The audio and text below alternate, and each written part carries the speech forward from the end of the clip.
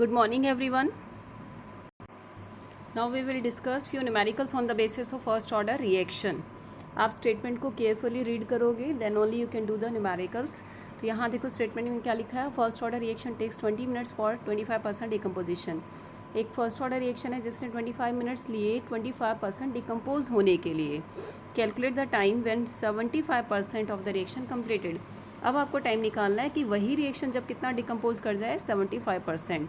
अब आपको देखो जो ये इक्वेशन है वो कौन सी यूज़ करनी है, फर्स्ट ऑर्डर, क्योंकि न्यूमेरिकल में मेंशन कर दिया था. फर्स्ट ऑर्डर इक्वेशन को आप दूसरे फॉर्मूले में भी लिख सकते हैं, दूसरी फॉर्म में भी लिख सकती है. तो मैं आपको दिखा देती हूँ यहाँ पर. तो यहाँ आप देखो, यहाँ फॉर्मूला लिखा हुआ है, मैंने पहले वाला भी लिख दिया है. ठीक है. ए नॉट क्या है, initial quantity of A, initial concentration of A, और नीचे वाला क्या है, left concentration of A. A क्या है, रिएक्टेंट, यानी रिएक्टेंट की कंसंट्रेशन जो बच गई वो नीचे और जो स्टार्टिंग में ली थी वो ये. तो उसी को आप कैसे लिख सकते हैं, ए नॉट को आप ए से रिप्रेजेंट भी कर सकते हो, स्मॉल ए से. ठीक है. और जो लेफ्ट क्वांटिटी है उसको ए माइनस एक्स लिख सकते हो, यानी ए टोटल ए माइनस एक्स के इक्वल है. तो वो बची हुई थी. यहाँ ए माइनस एक्स में एक्स क्या है, कंज्यूम्ड. सपोज में आपने कितनी स्टिक्स ली हैं, 20, उसमें से 5 ब्रेक हो गई तो कितनी बच गई, 15. उस 15 को डायरेक्ट या तो यहाँ पुट करो, या फिर आप इस तरह से करना चाहते हो कि ली कितनी थी 20 ए, कितनी ब्रेक हुई 5, कितनी रह गई 15. तो अब भी सॉल्व होकर तो 15 आएगा. तो लेफ़्ट डायरेक्ट यूज़ करो या फिर पुट करके निकालो. ठीक है.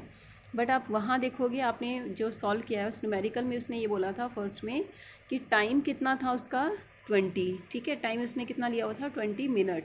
20 मिनट में कितने परसेंट डिकम्पोज कर गया, 25%.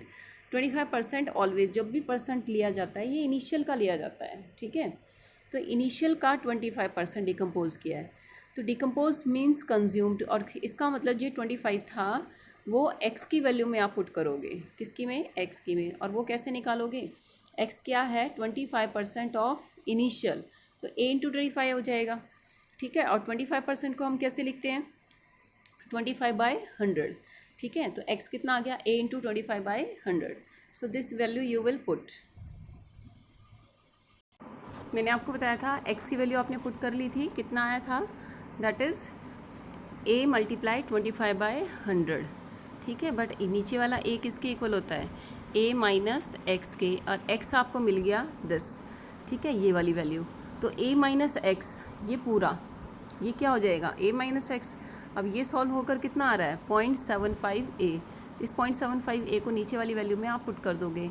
ऊपर वाला a नॉड तो a ही रहेगा क्योंकि इनिशियल दी नहीं थी, हमें इनिशियल को a ही रखना पड़ेगा. ऊपर वाला a नीचे वाले a से कट जाएगा, 0.75 आ जाएगा. टाइम उसने कितना दिया था 20, वो हमने यहाँ पुट कर दिया. यहाँ से क्या सॉल्व हो जाएगा, k. ठीक है.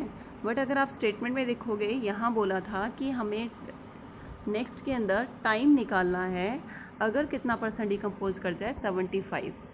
अब टाइम निकालने के लिए आपको इक्वेशन तो वही लगानी है फर्स्ट ऑर्डर वाली. इसके लिए अब आपको टाइम, ये वाला टाइम निकालने के लिए k चाहिएगा. अब k क्या निकालोगे, इसी स्टेटमेंट से निकालोगे जो आपने 25% का डिकम्पोज करके निकाला था. क्यों, क्योंकि रिएक्शन वही है. रिएक्शन चेंज हो गई तो k की वैल्यू चेंज हो जाएगी. k यहाँ पे कांस्टेंट है. तो यहाँ से आपका k कितना आया था, आप वो देख लो. k आया था 0.0144. कितना है, 0.0144. इसी k को आपने पुट करना है सेकेंड स्टेटमेंट के लिए. फॉर्मूला वही लगाया इसने, k इसने पुट कर दिया. ठीक है. a नोड आपको वही रखना है इनिशियल, और ये जो a है लेफ्ट वो 0.25 आया. क्यों आया, क्योंकि कितना परसेंट डिकम्पोज था, 75%. तो 75% किस तरह निकाला, ये x की वैल्यू आप कितनी पुट करोगे, x is equal to a into 75/100 जैसे आपने वहाँ निकाला था. ठीक है. a into 75/100. जब भी आप न्यूमेरिकल्स को आप देखते हो वीडियो में तो आप एक बार रफ नोटबुक लेकर साथ में करके देखा करो. ठीक है. तो यहाँ आपको x मिल गया. x कितना मिला, this value. a minus x total हो गया ये. ठीक है. ये पूरा क्या हो जाएगा, a माइनस एक्स. और a माइनस एक्स वही होता है जो नीचे लेफ्ट क्वांटिटी होती है, वो 0.25 ये आ गया. a से a कट गया, आपका आंसर आ जाएगा 96.3. आप इस आंसर को देखो, 96.3 मैं बोल रही हूँ. सेम न्यूमेरिकल मैं आपको दूसरे मेथड से बताऊँगी, तो आपके ऊपर डिपेंड है आप किस वे में सॉल्व करना चाहते हो. Now you can see here same numerical, same statement है सब कुछ. यहाँ आप देखो फॉर्मूला वही लगाया इसने, दिस बट इसका मेथड चेंज कैसे किया, जब भी डिकम्पोजिशन पार्ट परसेंट में गिवन हो तो इनिशियल क्वांटिटी को आप ए रख देना, ठीक है, सॉरी इनिशियल क्वांटिटी को आप 100 रख देना, क्योंकि परसेंट का मीनिंग क्या है, वो 100 में से ही बोल रहा है, तो इनिशियल आपने कितना रख दिया 100। और ए जो नीचे वाला था वो क्या था, वो लेफ़्ट क्वांटिटी। अब डिकम्पोज कितना कर रहा है 25%, ए क्या है लेफ़्ट, तो इनिशियल कितना था 100, 100 में से कितना माइनस करोगे, डिकम्पोज कितना किया 25, कितना आया 100, सॉरी 100 में माइनस 25 किया तो कितना आया 75। तो यानी लेफ़्ट क्वांटिटी आपको पता चल गई कितनी है 75। उस 75 की वैल्यू आपने यहाँ पुट कर दी किस में, ए में, ठीक है। आपको आंसर मिल जाएगा यहाँ से, टी आपको गिवन था, ठीक है, यहाँ से क्या निकल गया, आप यहाँ सॉरी टी आपको गिवन था कितना था 20 मिनट्स, तो यहाँ से आपका क्या निकल गया के।